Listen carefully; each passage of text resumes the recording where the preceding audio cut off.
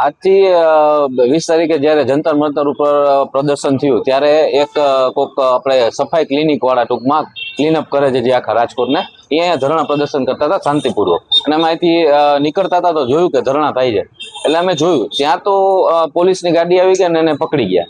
અને એ પ્રનગરના જે સાહેબ છે મકવાણા સાહેબ કરી, એને એવું કીધું કે તમે મંજૂરી લઈને કરો ને, તમને કોણ ના પડે, વગર મંજૂરી અમે નહીં કરવા દે. એટલે એવું અમારા કાનમાં આવ્યું કે મંજૂરી લેવી પડે, નકર કરવા ન દે ધરણા, અને પકડી જાય.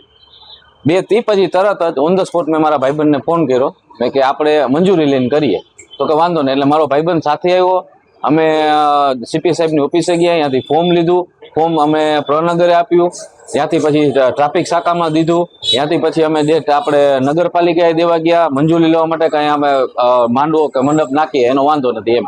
એ બધી જગ્યાએ પ્રોસેસ 2 દિવસ ચાલી. અમારે આજની મંજૂરી હતી, આજ 22 તારીખે આજની મંજૂરી હતી, કાલે સાંજે અમને 6 વાગે ના પાડવામાં આવી છે કે તમને મંજૂરી મળશે નહીં. પછી અમે ડાયરેક્ટ સીપી ઓફિસને કીધું, સીપી ઓફિસ અમને સીપી સાહેબને મળવા દો.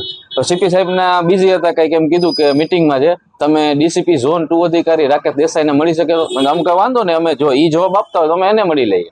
બરોબર, અમે ત્યાં ગયા, એને અમને એવું કીધું કે આ મંજૂરી એના કરતાં તમે કે ઇન્સ્ટાગ્રામમાં તમે તમારી રીતે પોસ્ટ કરી દો ને. મેં કીધું સાહેબ, અહીંયા જે એવી જનતા છે મધ્યમ વર્ગની, જેને ખ્યાલ જ નથી, જેની પાસે મોબાઈલ નથી ને ઇન્સ્ટાગ્રામ નથી, કે જો એ કેવી રીતે જોઈ શકશે કે આપણે શું હાલે છે અત્યારે ભારતમાં, શું હાલે ગુજરાતમાં, શું હાલે છે. બરોબર, એટલે અમે કીધું કે અમે આ રીતે પરમિશન લઈ જાય તો પરમિશન આપો. અમે ઘણી રિક્વેસ્ટ કરી છતાં અમને મંજૂરી ન આપી, અને અમુક તો એવું કીધું કે તમારા લીધે પછી ટ્રાફિક થાય. અમારે એક તો ઓલરેડી પોલીસની ઘટ છે, બરોબર, તો અહીંયા પોલીસ મૂકી તો એ કે તમારે ટ્રાફિક વ્યવસ્થા, અને તમે એ કે કોઈક અડકચાળો કરે તો એ કે તમે શું કરો? ભાઈ એના માટે તમે મંજૂરી લઈએ સાહેબ, કે તમે કદાચ તકલીફ પડે અમને તો તમે એના માટે પ્રોટેક્શન મારી હોય. ખરેખર પોલીસ સરકાર માટે નથી, સરકાર જનતા માટે. એટલે અમારી એવી માંગ છે કે અમને મંજૂરી આપવામાં આવે. અત્યારે મંજૂરી નથી આપી, છતાં અમે કાલ હજી 23 તારીખે કાલ પાછા નવી મંજૂરી લેવા માટે જાશું અને જોશું કે અમારા માટે એ મંજૂરી આપે છે કે નહીં.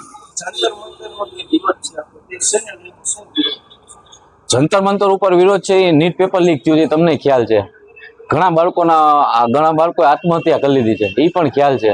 જંતર મંતરમાં સોનમ વાંગચુક જે આપણા ભૂખ હડતાલ ઉપર બેઠા છે, અનશન ઉપર, એને પોલીસ લઈ ગઈ છે.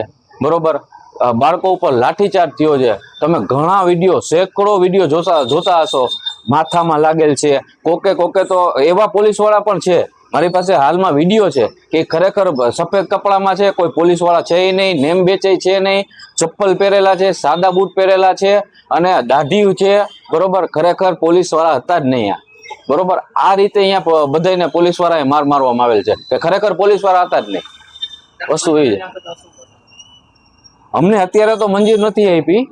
બરોબર, અત્યારે મંજૂરી નથી આપી. અમે નેક્સ્ટ મંજૂરી કાલ 23 તારીખે પાછી અરજી કરવાના છીએ. નહીં આપવામાં આવે, બરોબર, એને કીધું કે 7 દિવસની પરમિશન લેવી પડે, 3 દિવસમાં તમને મંજૂરી ન મળે ગયા. એટલે અમે 7 દિવસનો સમય માંગશું અને પછી કરશું, અને ન મળે તો પછી અમે એમને ધરણા ઉપર બેસશું. પછી ભલે પાછી પોલીસ અમને લઈ જાય, પછી અમે રોજ બેસશું, રોજ પોલીસ ભલે લઈ જાય, કારણ કે અમારે બાળકો માટે તો લડવું જ પડશે.